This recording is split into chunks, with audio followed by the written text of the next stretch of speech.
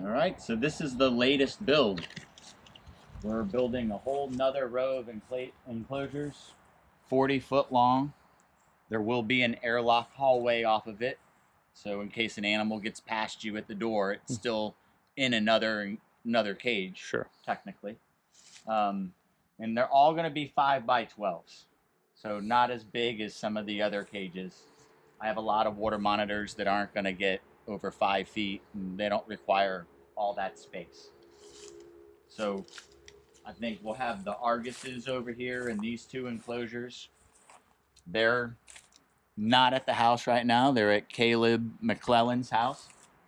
He's handling those animals and is taming them down for me. So when these enclosures are done, they'll be better socialized and I can interact with them a lot more. They are feisty animals. They really are. So we're starting to pour the concrete walls. You can see. I know people always have questions like, how do you get the wood to look like that? I'm using deck boards for forms, and I'll show you the process in one of the upcoming videos. I will pull the forms, clean them, and pour the last section for you. I'll show you how I do my concrete floors, my drainage, the elevated slabs, the hide boxes, the whole 9 yards.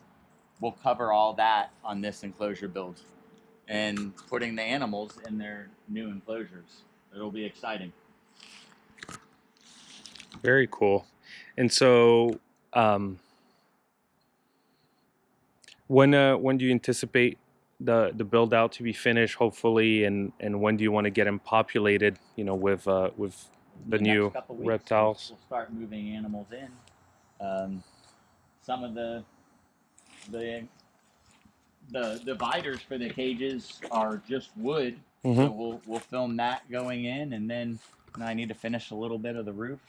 I'll probably move animals in even before the hallway's in, because they're gonna winter better in here than in the small enclosures rolling them in and outside. Right. So a lot of work to do. Cool. Yeah. Do you want to show us those ones in the rolling cages? Sure. The rolling enclosures.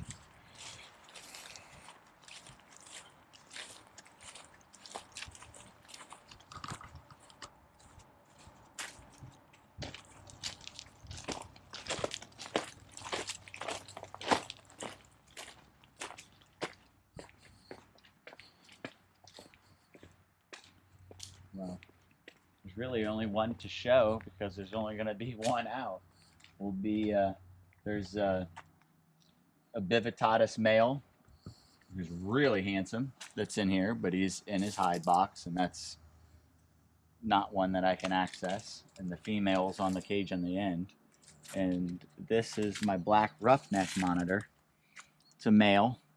You can tell by the little bulge at the base of his tail. And I had him since he was a tiny little import baby. And when you say 5 feet, you're talking from nose to the tip of the tail? yeah. Okay. So some of the lizards are actually quite small when they're 4 foot long. Right. It's a lot of skinny little tail. Sure. And this is about 2... Yeah, 2 2.5 feet. Yeah. But so that could eventually double in size? Yeah. Yeah. Yeah. It can turn into a nice size animal. It's one of my favorite monitors. If you look at their beautiful eyes, it's about to shed, and once it sheds, it has some really cool banding.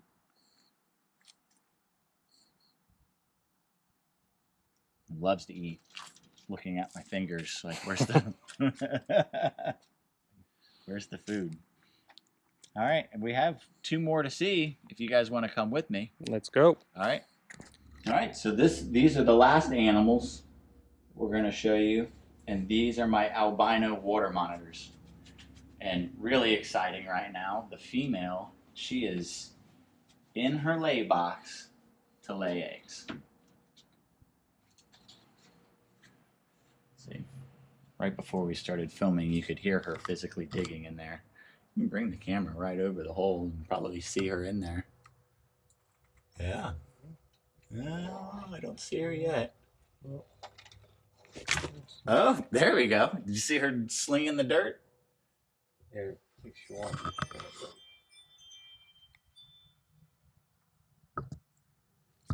Oh, there she is. Yeah, see tongue flicking. She's looking full of dirt on her face. She is looking to see if it's food. She's still very hungry, so she may be a day or two away from laying. How much dirt she has on her face. It's hilarious. I'll give that back to you. I'll close this before she crawls out. And so like I said, she was doing this without the male. This will be her second clutch that she's laying. And the next time around, we'll have the male involved. So we'll just make sure that she understands the process of where to lay her eggs.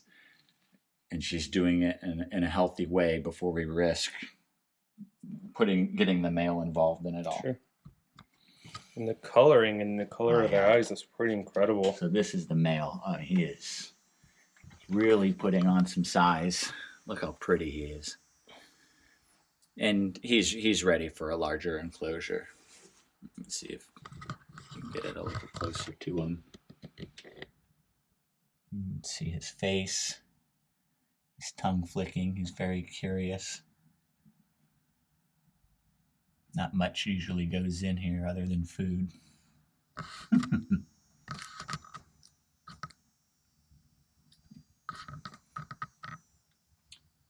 And I've found through handling them that these albinos are mostly blind. They really have a hard time finding their food unless it's really right in front of their face.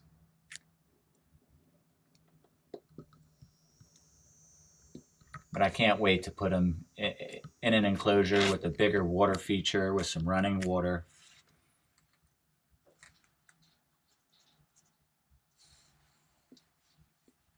You know, some people may make fun of me for wearing gloves.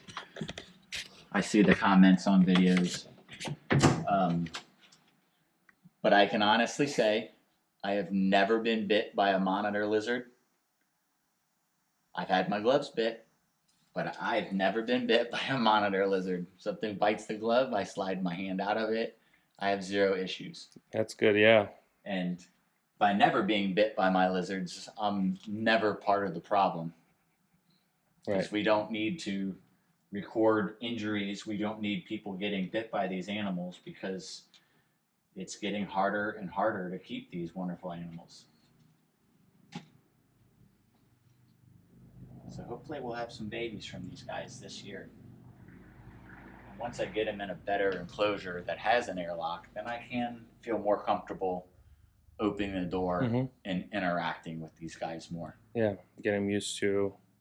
They were used to being handled before. Okay. And I'm sure they'll be used to it again. I'm honestly afraid of it hitting the ground and running if it wanted to. I don't think it would, but why risk that? Sure.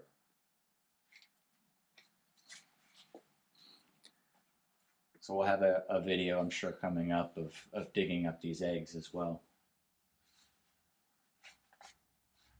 All right. Cool. That's Perfect. all of them for today.